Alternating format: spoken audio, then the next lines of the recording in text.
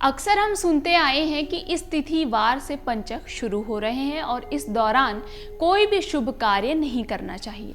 दरअसल पंचक महीने में हर बार आते हैं और एक निश्चित तिथि के बाद आने वाली 5 तिथियों को पंचक कहा जाता है। तो आइए जानते हैं कि पंचक क्या होते हैं और ये कितने प्रकार के होते हैं। सबसे पहले बात करते हैं कि पंचक क्या है।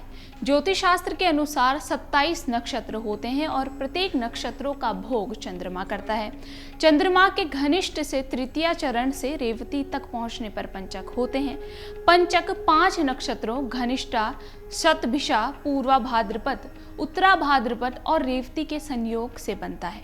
घनिष्ठा नक्षत्र, शतभिषा, पूर्वा भाद्रपद, उत्तर भाद्रपद और रेवती नक्षत्र के चारों चरण में चंद्रमा के भ्रमण काल को पंचक कहा जाता है। ऐसे ही जब चंद्रमा कुंभ और मीन राशि में भ्रमण करता है तो पंचक का जन्म होता है।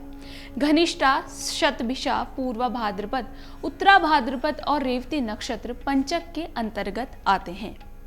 तो आइए अब जानते हैं कि पंचक का क्या महत्व है। हिंदू धर्म में पंचक को शुभ नहीं माना जाता। मान्यता है कि इस दौरान किए गए शुभ कार्य अशुभ फल देते हैं। इसलिए पंचक के दौरान शादी, मुंडन, गृह प्रवेश जैसे शुभ कार्य करने से आपको बचना चाहिए।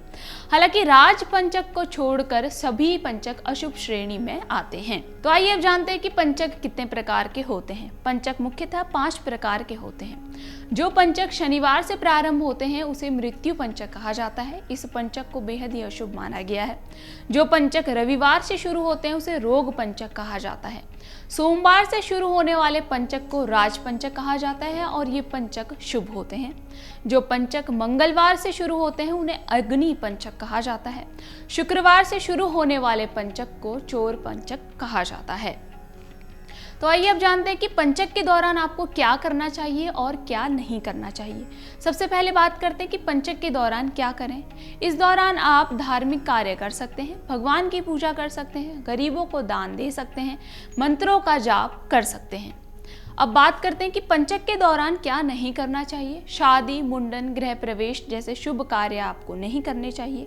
आपको इस दौरान धार्मिक यात्राओं से भी बचना चाहिए। नए काम शुरू नहीं करना चाहिए। किसी भी प्रकार का आपको जोखिम नहीं लेना चाहिए। पंचक हिंदू पंचांग का एक महत्वपूर्ण हिस्सा है। हालांकि पंचक के बारे में कई मतभेद भी हैं।